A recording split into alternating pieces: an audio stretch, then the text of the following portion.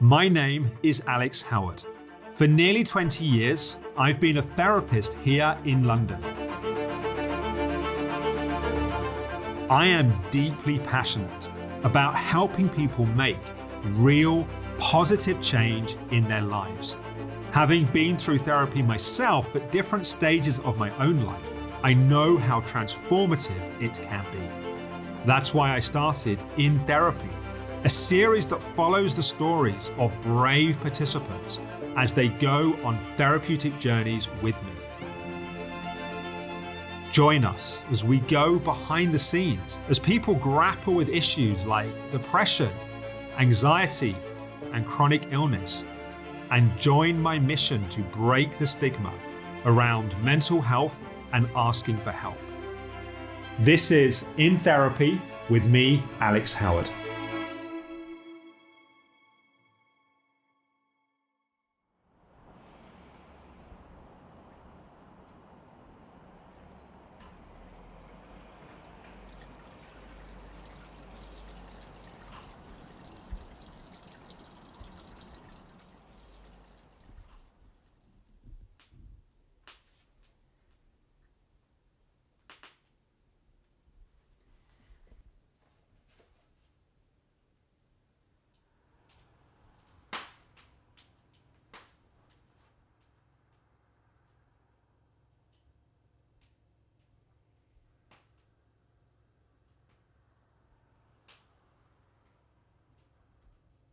Just checking in. I had my second session with Alex yesterday. I was just sitting here thinking that I just feel empty. I feel like I've spent 50 years trying to build a life and try to become a better person and to create, happiness and joy. And it feels like it's all just been snatched away from me. And so I wrote the letter. I listened to the first module of the Reset program, and I wrote the letter why I want to do it, and it said, I'm grieving. I recognise that my emotional reactions have been really damaging, and I don't like the person I've become, but I'm scared to let go of that person because that's the person I've invested my whole life in, and I don't really know where to go from here. And I want to do the program because it's important that I recognise that those emotional reactions are serving me no purpose. And I have to change if I want to be happy. Because I sat here tonight thinking, it's almost just like I want to start again. But I wrote that I know I have to change. I'm living very defensively. I've got a whole load of core beliefs. I've been thinking about these get into jail free cards that Alex was talking about, and I'm not feeling very positive, and I'm determined to be real, because that's genuinely how I'm feeling. There must be a better way. There must be. I just don't know what it is.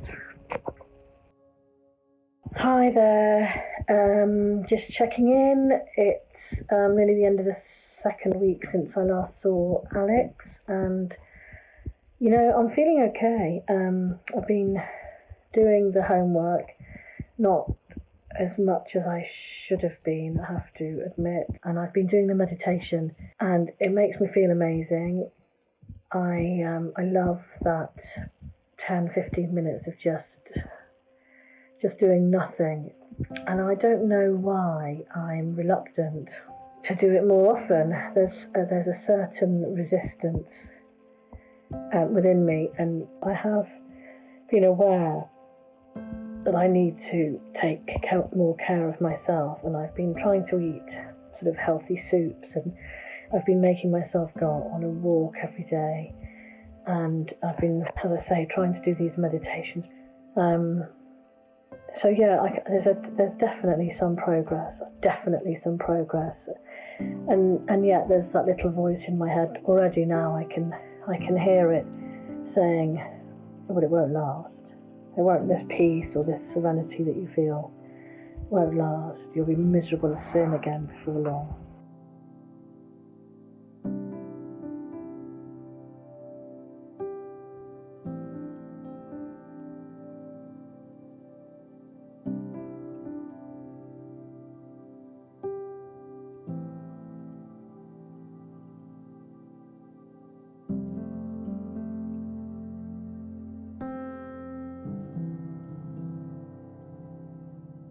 So Katie, welcome back.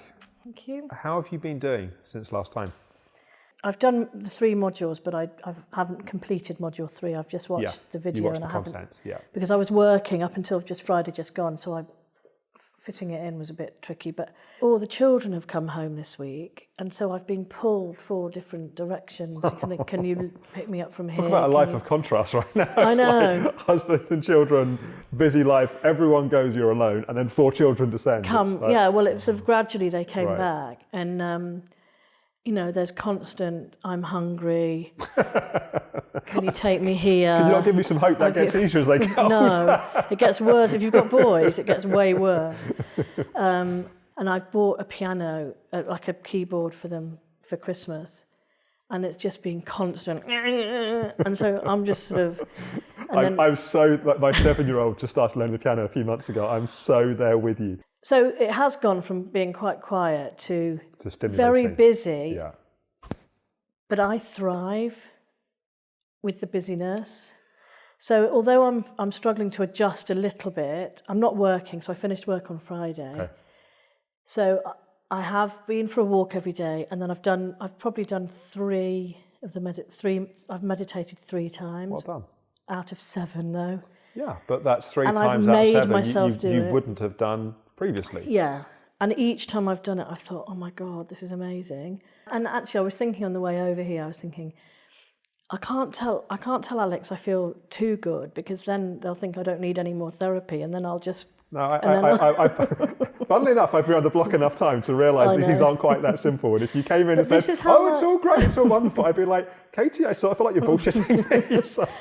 But this has been a pattern where I've sort of felt better, and then I've thought I'm fine again, and then I just go off on one again. But that's also part of the sabotage, right? Yeah. So just to break that down a little bit more, if we're only motivated by having less pain, when the pain is really intense, we're really motivated. Yeah. But as soon as the pain reduces a little bit, the motivation's now gone. Yeah. So we have to have a motivation which is more than just not wanting the pain to be terrible, because that's where you have this sort of, things get a bit better, and then you stop doing all the things that help, then they get worse again, then you start.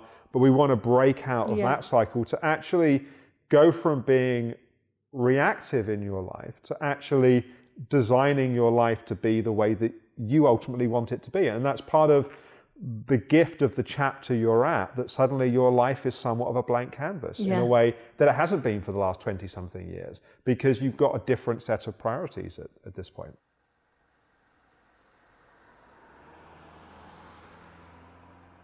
One thing I also wanted to explore a bit more was, we talked at the end of last time about these get into jail free cards. Okay, yeah. These ways of sort of getting yourself stuck and not moving forwards by the way you're thinking. And I'd love to hear in a minute about what you discovered, but I also wanted to point something out, which is that one of the get into jail free cards was, I don't believe things can change. I don't believe that anything's going to work. I think I'm always going to be this way.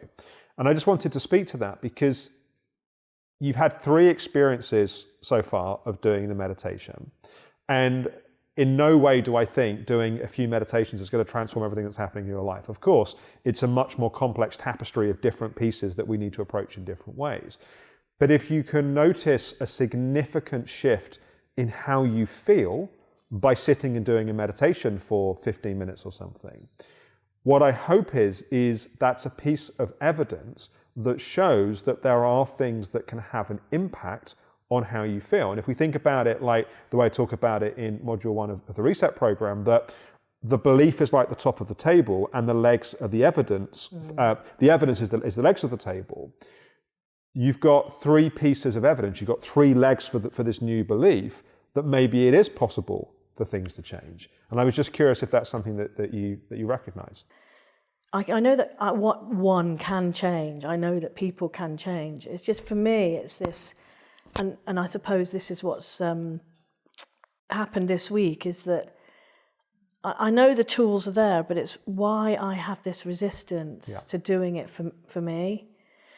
I can't waste that time on me, because there's too much to do, or there's that. And like when you say it, if you see it, you don't have to be it. I've seen that for the first time almost, that I know that it's there for me. I know that I can do it. I know that there are tools there. But why is it so hard for me to do it? Why do I have to like drag myself up the stairs and do it? And then when I do it, it feels so amazing. Yeah. Well, I think firstly, it's really honest of you and great that you see that that's part of what's happening, and you've got some evidence that it is possibly possible, let's say, for things to change. And lots of people struggle with motivation, and lots of people struggle with self-sabotage. And I think at the core of this, it goes back to what we talked about in our first session, which is it's your relationship with yourself. It's the loving yourself enough, valuing yourself enough to actually invest that time and energy in doing that. And we'll come back to that in a minute, but I think also related to that is these get into jail free cards. So tell me what you discovered. Well, one of the biggest ones was I don't deserve nice things. I don't deserve to devote time to myself. That was kind of a really big one for me. I'm not on the same wavelength as the rest of the world. I'm not a good mother. That's a really huge one for me. And I said in the vlog, that's not so much a belief, it's a fear. It's a huge fear that drives my whole life. I'm not a good enough mother. I'm not a good enough mother. And then this is what I can feel, sort of the emotion coming up now, because all I ever wanted was for my kids to feel safe and secure and loved. And I would I'd die for them, you know? I know that. And I've just noticed as well, I think this week, just with me just putting a few boundaries down, even, you know, just like with the boys, you know, what's for lunch? Soup. I don't want soup. I hate soup. Well, that's all there is. So, you know, if you don't want it, then go hungry. You have to wait for dinner. In the past, I'd be like, well, what else would you like me to make you? Would you, you know, I've got this, I've got that. And today I just said, and yesterday, there's soup. You know what you could also do is have a conversation and say, there's been a few complaints about the service at the hotel. So what I'd like to recommend is that why don't we do shifts? Yeah. And you can take it in turns. Cook a lunch each. We'll do 5-day roster, and you can cook whatever you want. But then we'd have super noodles every day. Yeah. Well, there we are. But yes, I've really, and I'm very tentatively positive, because I have noticed myself just thinking, no, actually, because the narrative for at least a couple of years has been, I'm, you know, about me in the family. I'm mad. I'm crazy. You know, I'm the troublemaker. You've been scapegoated, totally. like you were in your family of origin. Totally. And yesterday, and this does make me. My youngest, I was cooking. I was heating up the soup actually, and he just came up and he put his arms around me, and I mean that is just unheard of. And I was like, "What do you want?" You know, and we just had a big, and he was like, "You all right, Mum?" You know, and things are just shifting, because he has been, you know, I have fought his corner. I've fought battles for him. And I think I've shared this as well in one of my vlogs. I've fought battles that maybe weren't battles to be fought on behalf of my kids, because I can't allow them. You want them to know that you would fight for them. I would do anything for them.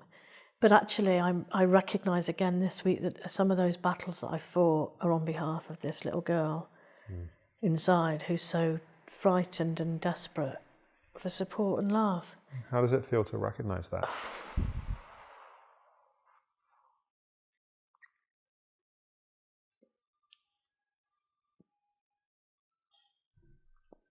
What do you feel?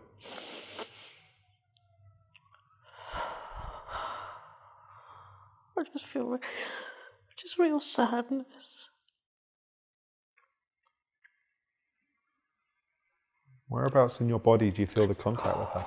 Just here. How does it feel to put your hands on her?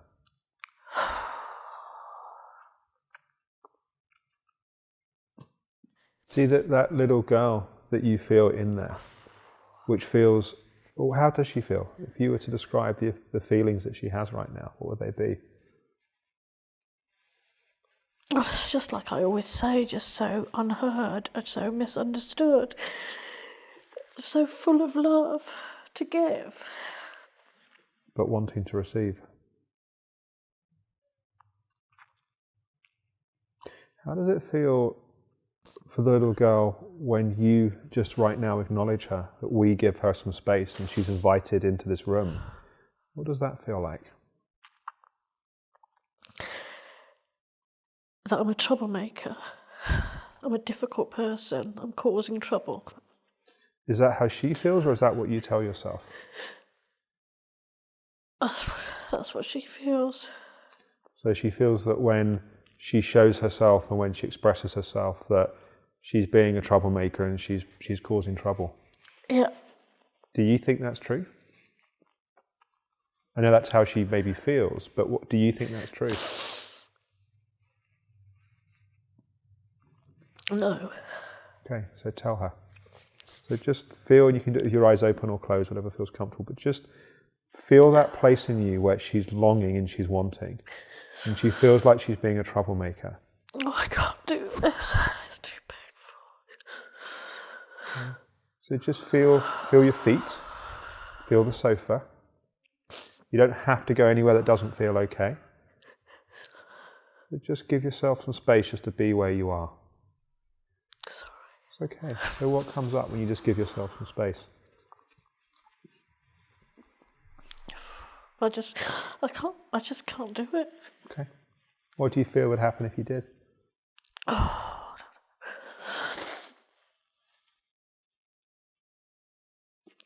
I just get told again and just stop causing trouble, stop. It sounds to me, Katie, that what's happening... You've got nothing to be concerned about. You've got nothing to be unhappy about. You've got nothing to be anxious about. So whose voice is that? My mother. Just take a few breaths, and I want to describe to you what I think is happening. So you've got this little girl in you, and she's longing and she's wanting. She's wanting to be seen, she wants to be heard, she wants to be loved. And then you've got this inner critic voice, which is your mum, which is attacking her, judging her, criticizing her. And there's a growing voice, which is you, which is actually able to see this in a way you've not seen it before. Yeah. Right? That's the piece that's different. This dynamic's been going on for years. The dynamic's not new. What's new is the way that you're seeing it. Yeah. How does it feel to see it, to actually recognize? Because this dynamic has governed much of your life, right? What's happened is you've gone from being in the very needy place, which was a lot of the anxiety, to then trying to appease the critic. So then going through periods of really pushing yourself and driving yourself and trying to be the best in your career to try and satisfy the critic voice. So many of the things in your life which have caused you to suffer have been trying to deal with this dynamic. Yeah? This dynamic can change. This dynamic is not who you are in your core. This is something that you learned. This is a trauma from your childhood that's become a part of who you are because it's become a habit. But it can also change. And the first step to it changing is that you penetrate it with your awareness with such clarity that you just go, fuck it, I don't want to do this anymore. How does it feel to see it in that way? I'm just conscious of my mind just saying, just thinking about the kids and, just not, I can't, when you just said talk, the pain is so, excruciating. And it's scary because if I start, I just feel like I just wail, So the fear is that the pain will destroy you, or you will disintegrate. And what I'm here to tell you is one step at a time. Yeah. It doesn't all have to happen today. This is something that's been set up for decades a certain way. And you've survived decades, you can survive longer. It doesn't all have to change right now. This goes... But that's what I've done. I've survived. I haven't lived. I've just survived. And I feel that very strongly. I've just survived. Yeah, you haven't... And it's been almost like just keeping my head above water. Keeping my head above water constantly. And, you know, sometimes sometimes I just feel like it's a bit easier. Sometimes I just sink and I have to just really struggle to get, you know, just to there. But you see, your tendency has been to focus on your moments of weakness or the times that you feel you've not been strong. What I'm seeing is how much strength it's taken to survive with this dynamic for so many years. Yeah. You know, and seeing it doesn't suddenly miraculously change it, but there are certain things that once you've seen them, you can't unsee them, right? It's like when you see this and the way that you're seeing it and the way you're making sense of it right now, that alone has a transformational effect on your life. I mean, I have been aware of this little girl inside fighting to get out. I've got a book in my head, you know, that I want to write about this kind of this double personality that I've let. That, you know, it's almost like this little girl inside has been trapped, and I've developed this character that's just and everything I've done is to protect that little girl. And you know, I think that's where my huge sense of injustice that's comes right. from. When I fight, not for me, for the world, you know. I think that's where my huge sensitivity to, you know, people who are less fortunate than myself comes. That I've been criticised for all my life by my family, where my political kind of, you know, I get very heated politically. Anytime that you think someone's been treated unfairly, you become the champion. Yeah, and I get into trouble for it. Well, probably because you But I don't care. With respect, you probably take on fights that are not yours to take on. I do. I have lots of times, and I would continue to do. I still now sit here and say I would continue to do that because the problem is that has a price for you, and ultimately, what you're doing is you're trying to resolve an inner dynamic with your behaviour on the outside. Yeah. And you can't heal and you can't resolve a wound like this with what you do on the outside. In fact, the more you do that, in some ways, the more painful it becomes because you're putting all of this effort and energy into trying to change it and you're not succeeding. Yeah, it's true. What she needs from you is to be important enough that you commit to her.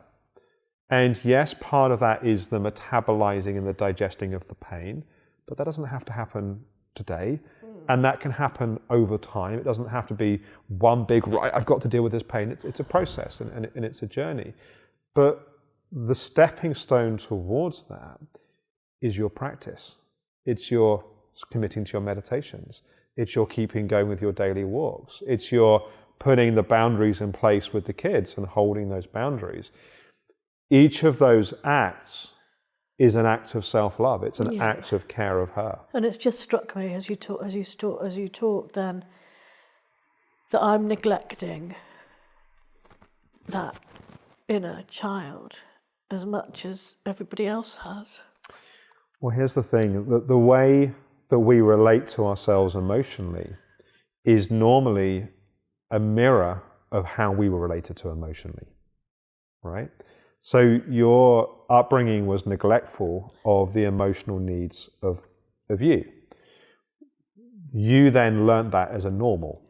So you have been neglectful of the emotional needs of you.